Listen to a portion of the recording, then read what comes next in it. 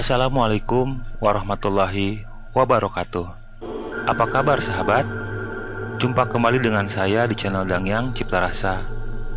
Kisah nyata misteri yang akan saya sajikan kali ini, sebuah kisah mengerikan yang menimpa seorang wanita yang dijadikan tumba pesugihan oleh orang yang memiliki masalah dengan suaminya.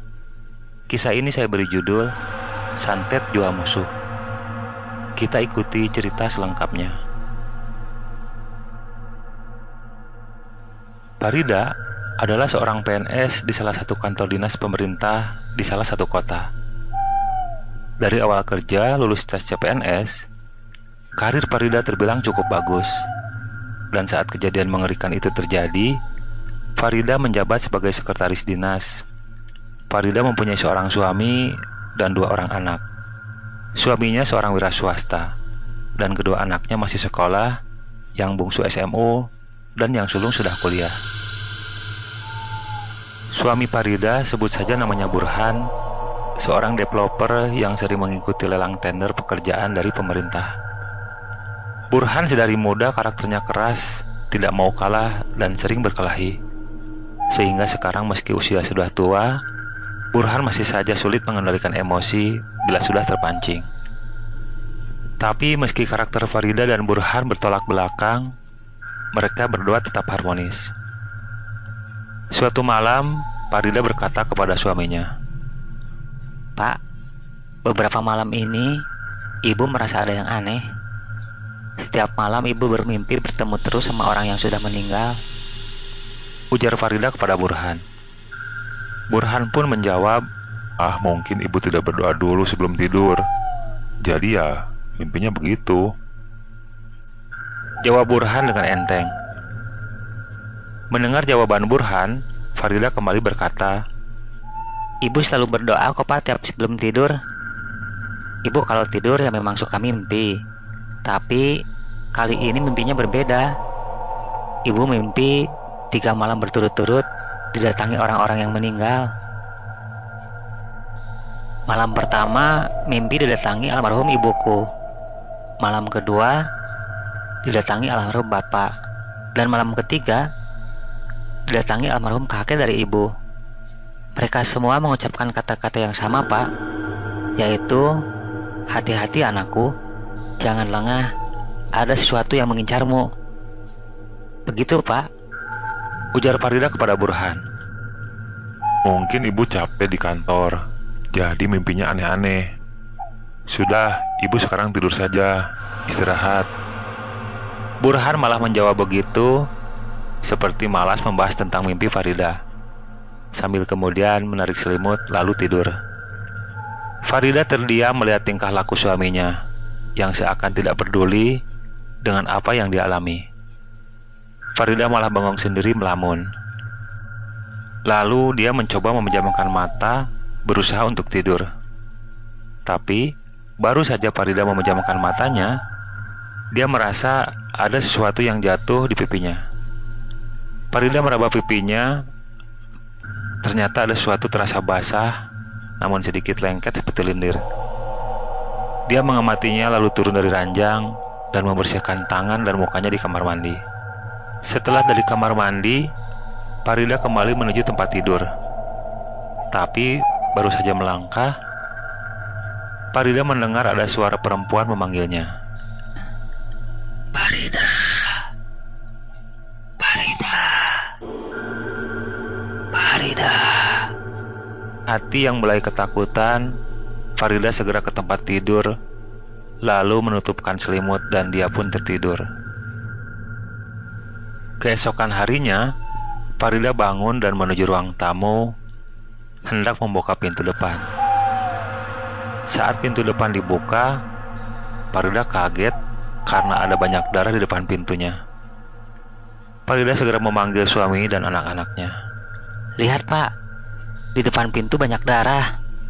Farida kepada Burhan sambil menunjuk darah yang berceceran di lantai. Burhan tersentak kaget lalu jongkok mengamati darah itu. Ini darah apa ya? Kok baunya anjir dicampur bau busuk?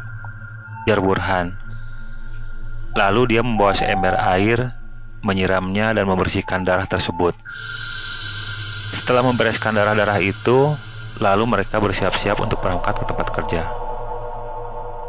Untuk menenangkan istri dan anaknya, Burhan bilang kemungkinan itu darah kucing yang mau melahirkan lewat di depan pintu. Suatu malam, setelah keluarga Farida menemukan ceceran darah di depan pintu rumahnya, Farida kembali mendengar ada suara perempuan yang memanggil-manggilnya saat dia sedang duduk di depan meja rias. Farida, Farida. Setelah mendengar suara itu, Farida melihat-lihat ke semua sudut kamar. Tapi dia tidak menemukan siapa-siapa. Saat bangun tidur besok paginya, Farida merasa tenggorokannya terasa sakit, seperti tercekik, dan lidahnya seakan ditarik-tarik keluar. Dia pun tidak sanggup untuk bangun. Burhan pun membawa Farida ke dokter.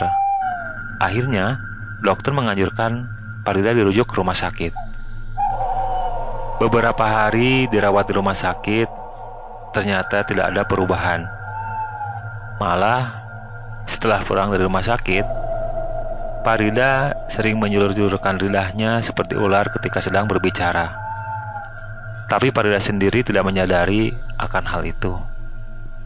Dia hanya merasa tenggorokan sakit seperti dicekik dan lidah serasa ditarik keluar. Dokter dan rumah sakit tidak memberi keterangan yang jelas soal penyakit Farida. Farida cuma disarankan istirahat yang cukup saja oleh dokter. Karena kondisi Farida yang semakin memburuk, Burhan membawa Farida untuk diruqyah. Farida sempat kesurupan saat diruqyah. Dia menjerit-jerit kesakitan dan akhirnya pingsan. Tetapi setelah pulang dari ruqyah, Farida semakin merasa kesakitan. Saat dia berbicara pun tidak ada suara yang keluar karena tenggorokannya terasa semakin sakit. Hingga suatu malam, Burhan mengundang seorang kenalannya yang mengerti tentang hal-hal metafisik dan supranatural. Burhan berharap ada titik terang tentang penyakit aneh yang diderita istrinya. Setelah temannya datang, Burhan berkata, Begini Kang, sebelum Akang melihat kondisi istri saya, Akang coba lihat, ada hal aneh nggak di rumah saya? Karena sebelum istri saya mengalami sakit, kami menemukan ada banyak darah di depan pintu. Terus kata istri saya, ada perempuan yang memanggil-manggilnya saat malam hari. ujar Burhan kepada kenalannya. Kenalan Burhan yang bernama Kang Denny terdiam sejenak mendengar pertanyaan Burhan. Matanya dipejamkan, lalu dia berkata, "Saya lihat ada beberapa siluman buaya di rumah ini, Pak. Seperti sedang menjaga sesuatu yang dianggap miliknya," ujar Kang Denny kepada Burhan.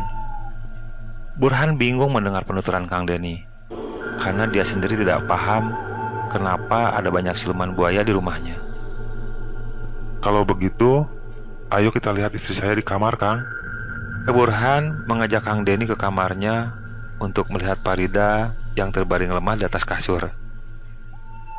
Saat Kang Denny memasuki kamar Burhan, dia terkejut karena melihat Farida sedang diduduki lehernya oleh makhluk berwujud manusia berkepala buaya.